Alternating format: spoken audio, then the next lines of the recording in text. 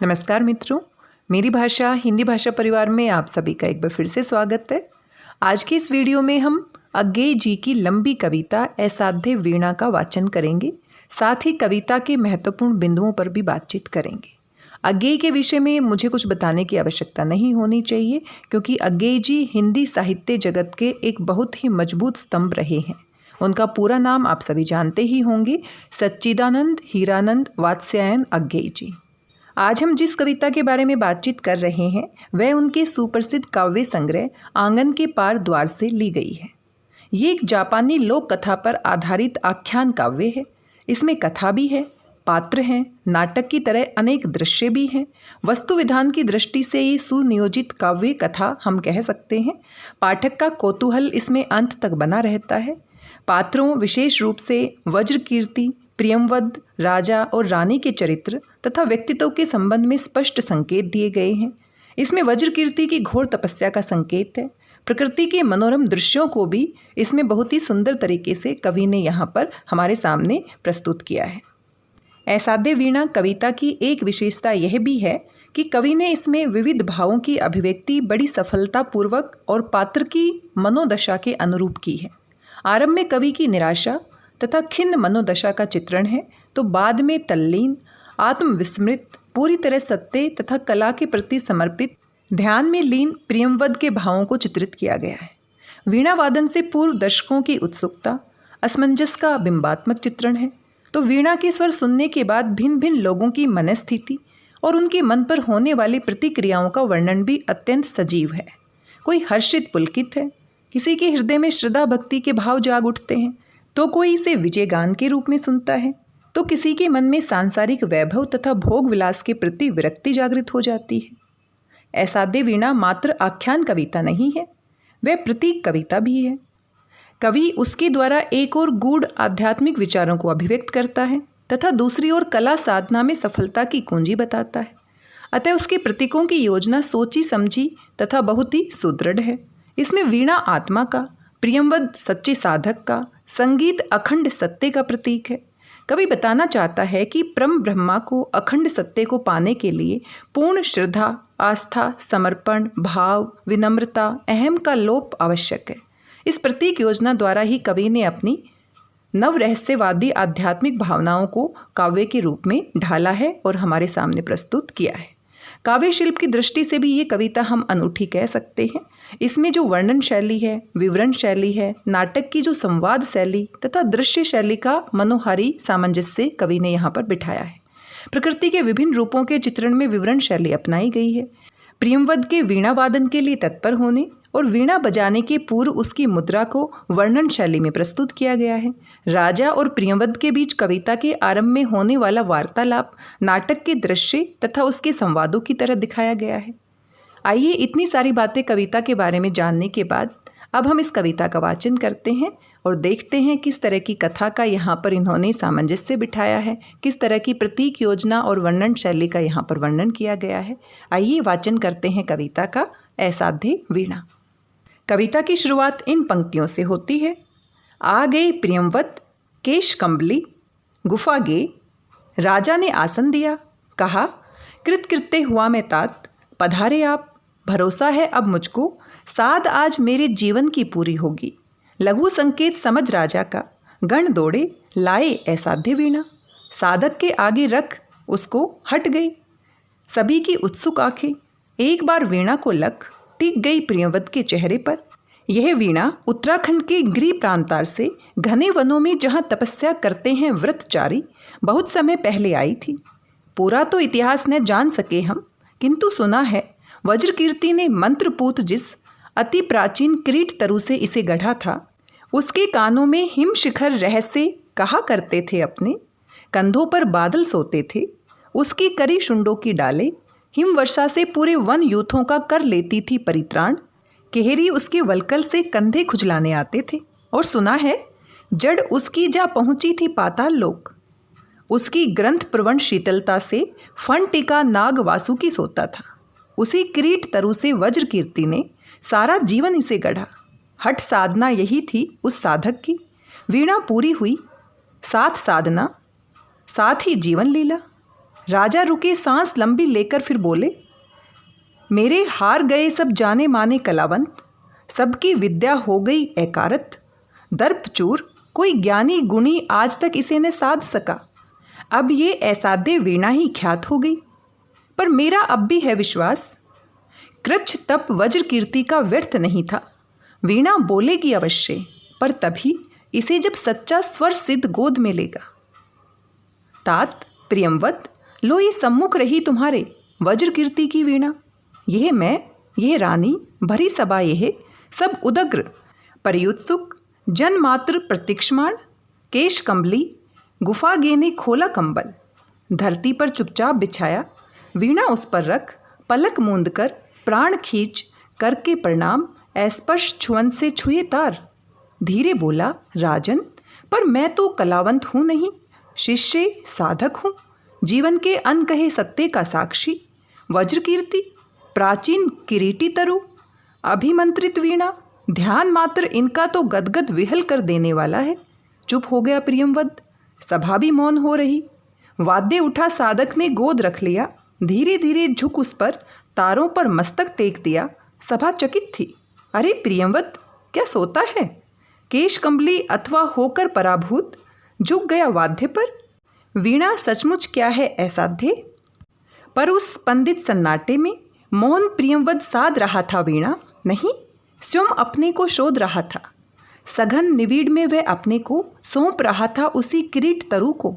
कौन प्रियमवद है कि दंभ कर इस अभिमंत्रित कारुवाद्य के सम्मुख आवे? कौन बजावे ये वीणा जो स्वयं एक जीवन भर की साधना रही? भूल गया था केश कंबली राजसभा को। कंबल पर अभिमंत्रित एक अकेलेपन में डूब गया था, जिसमें साक्षी के आगे था जीवित वही किरीट तरु, जिसकी जड़ वासुकी के फण पर थी आधारित, जिसके कंधों पर बादल सोते थे और कान में जिसके हिमगिरी कहते थे अपने रहस्य। संबोधित कर उस तरु को करता था नीरव एकालाप प्रियमवत। ओ विशाल तरु, सत सहस्त्र पलवन पतझरों ने जिसका नित रूप संवारा। कितनी बरसातों, कितने खद्योतों ने आरती उतारी।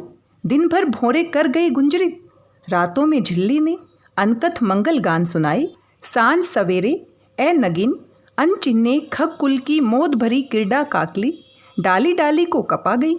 और दीर्घकाय, ओ पूरे झारखंड के अग्रज, तात सखा गुरु आश्रय त्राता महच्छाय, ओ व्याकुल मुखरित वन ध्वनियों के वृंदगान के मूर्त रूप, मैं तुझे सुनूं, देखूं, ध्याऊं, एनिमेश, स्तब्ध, संयत, संयुत, निर्वाक, कहाँ साहस पाऊं, छू सकूं तुझे।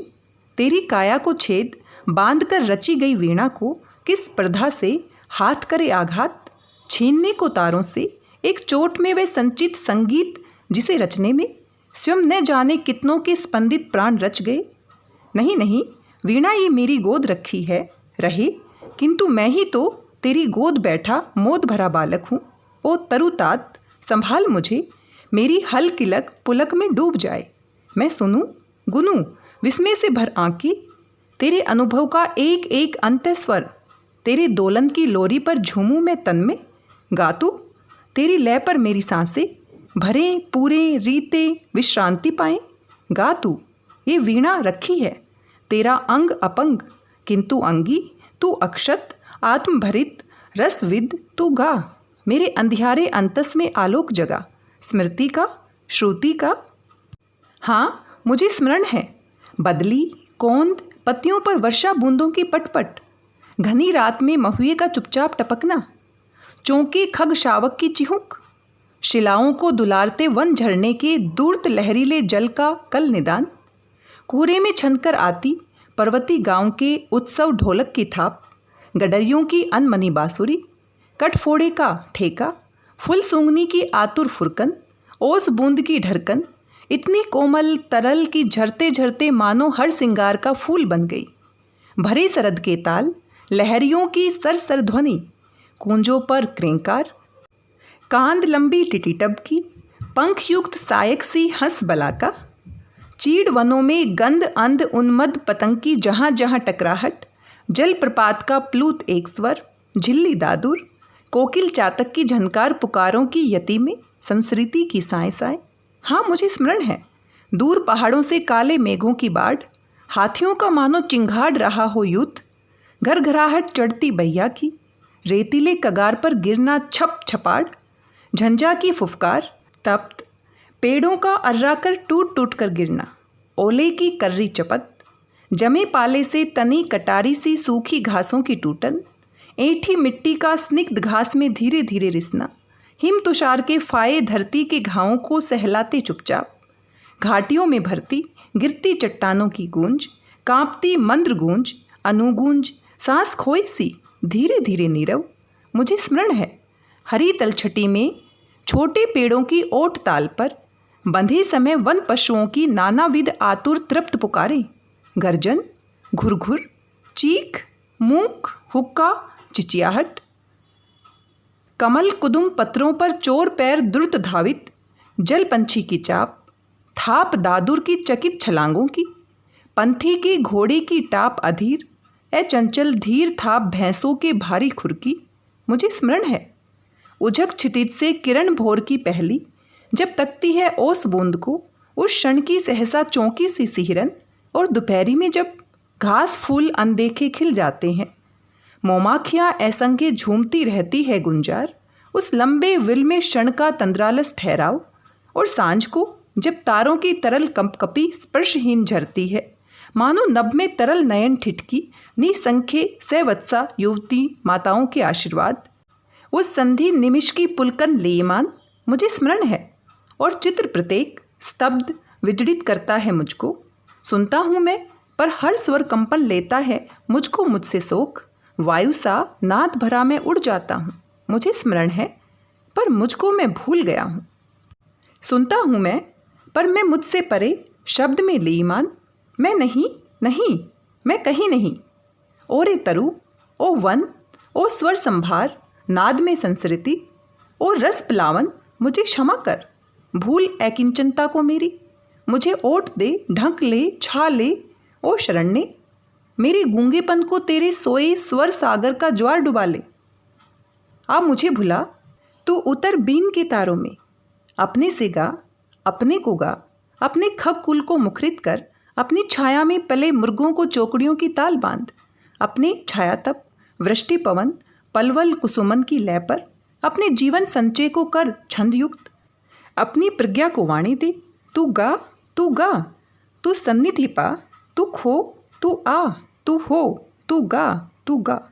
राजा जागे, समाधिस्थ संगीतकार का हाथ उठा था, कांपी थी उंगलियां, अलग अंगड़ाई लेकर मानो जाग उठी थी वीणा, किलक उठे थे स्वर शिशु, नीरव पदा रखता जलिक मायावी, सधे करों से धीरे धीरे धीरे डाल रहा था जाल हिम तारों का, सहसा वीणा झंझना उठी। संगीतकार की आंखों में ठंडी पिंगली ज्वाला सी झलक गई, रोमांच एक बिजली सा सबके तन में दौड़ गया। अवतरित हुआ संगीत स्वयंभू, जिसमें सोता है अखंड ब्रह्मा का मौन, अशेष प्रभा में डूब गए सब एक साथ, सब अलग अलग एकाकी पार तिरे।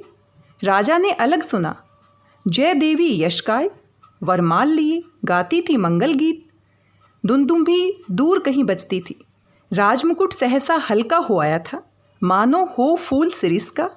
ईर्ष्या, महत्वाकांक्षा, द्वेष, चाटुता सभी पुराने लुगड़े से झर गए, निखर आया था जीवन कांचन, धर्म भाव से जिसे निछावर वह कर देगा।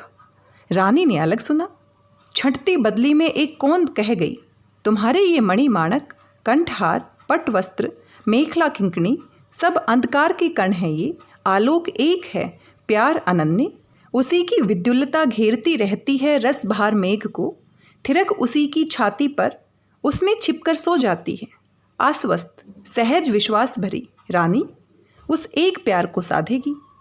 सबने भी अलग अलग संगीत सुना इसको, वह कृपा वाक्य था प्रभुओं का, उसको आतंक मुक्ति का आश्वासन, इसको वह भरी तिजोरी में सोने की खनक, उसे बटुली में बहुत दिनों के बाद अन्न की सौंधी खुशबू, किसी एक को नई वधू की सहमी सी पायल ध्वनि, किसी दूसरे को शिशु की किलकारी, एक किसी को जाल फंसी मछली की तड़पन, एक अपर को चहक मुक्त नभ में उड़ती चिड़िया की, एक तीसरे को मंडी की ठेलम ठेल, ग्राहकों की आस्पर्धा भरी बोलियां, चौथे को मंदिर की तालयुक्त घंटा ध्वनि और पांचवी को लोहे पर सदे हथौड़ी की सम चोटें और छठे को लंगर पर कसमसा रही नौका पर लहरों की अविराम थपक, बटिया पर चमरोधे की रुंधी चाप सातवें के लिए और आठवीं को कुलिया की कटी मेड़ से बहते जल की छुलछुल, इसे गमक नट्टिन की एड़ी के घुमरू की, उसे युद्ध का ढोल,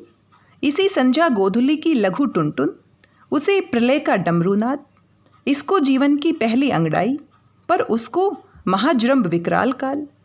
सब डूबे तिरे छिपे जागे, हो रहे वंशवद स्तब्ध, येता सबकी अलग अलग जागी। संगीत हुई पा गई विलय, वीणा फिर मूक हो गई। साधु साधु राजा सिंहासन से उतरे, रानी ने अर्पित की सतलड़ी माल। हे स्वरजित धन्य धन्य। संगीतकार वीणा को धीरे से नीचे रख ढक, मानो गोदी में सोए हुए शिशु को पालने डालकर मुग्धा माँ हट जाए। दीठ से दुलारती उठ खड़ा हुआ, बढ़ते राजा का हाथ उठा करता आवर्जन, बोला, श्रेय नहीं कुछ मेरा, मैं तो डूब गया था स्वयं शून्य में।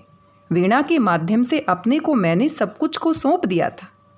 सुना आपने जो वह मेरा नहीं, न वीणा का था, वह तो सब कुछ की तथ्यता थी। महाशून्य, वह महामौन, अविभाज्य, अनाप्त, अद्रवित, अप्रमेय, जो शब्दहीन सब में गाता है। नमस्कार कर मुड़ा प्रियंवद केश कंबली, लेकर कंबल गेह गुफा को चला गया। उठ गई सभा, सब अपने अपने काम लगे। युग पलट गया प्रिय पाठक, यूँ मेरी वीणा भी मौन हुई। और इन्हीं पंक्तियों के साथ यहाँ पर कविता समाप्त हो जाती है। और यहाँ पर अनेक प्रतीकात्मक अर्थ हमने यहाँ पर देखे कि किसी भी साधना को साधने के लिए अपने आप को जानना बहुत आवश्यक है, अपने अहम को मिटाना बहुत आवश्यक है। जो बड़े बड़े कलाकार होते हैं, हम अपने आसपास देखते हैं, वो इतने ऊंचे मुकाम पर पहुंच जाते हैं अपनी मेहनत से, अपनी तपस्या से, अपनी साधना से, लेकिन वो हर व्यक्ति को बड़ी सरलता के साथ पहचानते हैं, उनको मान सम्मान देते हैं।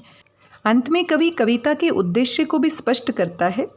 एक ही अनंत सत्य और उसका स्वर समूचे जीवन और प्रकृति में मुखरित है। सभी अपने अपने ढंग से उसे सुनते हैं, मानते हैं, उसको महत्व देते हैं या सुनना चाहते हैं। कहा भी गया है, जिसकी जैसी भावना होती है वो उसी भावना के साथ आसपास की वस्तुओं को देखता है। कविता के अंत में जब वीणा को साध लिया जाता है, वीणा से स्वर ध्वनित होते हैं, तो राजा अपने हिसाब से उसको सुनता है, रानी अपने हिसाब से सुनती है, और बाद में अनेक व्यक्तियों के बारे में बताया गया है, जिसका जैसा कार्य होता है, जिसका जैसा दृष्टिकोण होता है, जिसकी जैसी समझ होती है, उसी के हिसाब से वो कविता के अर्थ भी ग्रहण करता है। तो कह सकते हैं कवि ने कविता लंबी अवश्य रची है, लेकिन इसका उद्देश्य अंत तक स्पष्ट हो जाता है और साथ में ये पाठक को बांधे रखती है। शुरू से लेके आखिर तक एक कथानक चलता है, एक कहानी की तरह कविता आगे बढ़ती है और उसमें हम डूब से जाते हैं। और साथ में अंत में कवि कहता है प्रिय पाठकों को संबोधित करता है और कहता है, इस प्रकार मेरी वीणा भी अब मौन हो गई है। अर्थात प्रस्तुत कविता के माध्यम से जो मैं पाठकों तक पहुंचाना चाहता था, जो कहना चाहता था, वह अब मैं पूरा कह चुका हूँ और यहीं पर मेरी भावनाएं भी समाप्त हो जाती हैं और कविता का जो आख्यान है वो भी समाप्त हो जाता है। आपको कैसी लगी ये कविता? अपने विचार हमारे साथ अवश्य साझा कीजिए। आपका कौन सा दृष्टिकोण बना इस कविता को सुनने के बाद, इस कविता को समझने के बाद? हमारे साथ अवश्य साझा कीजिएगा। मिलते हैं किसी नई कहानी के साथ, किसी नई कविता के साथ, किसी नई महत्वपूर्ण जानकारी के साथ। तब तक स्वस्थ रहिए, व्यस्त रहिए, मस्त रहिए और कुछ ना कुछ पढ़ते रहिए और अपनी नई समझ विकसित करते रहिए और अपने जीवन को खुशी खुशी आनंद के साथ आगे बढ़ाते रहिए, आगे बढ़ते रहिए। मेरी भाषा हिंदी भाषा परिवार के साथ जुड़ने के लिए आप सभी का धन्यवाद, बहुत बहुत धन्यवाद।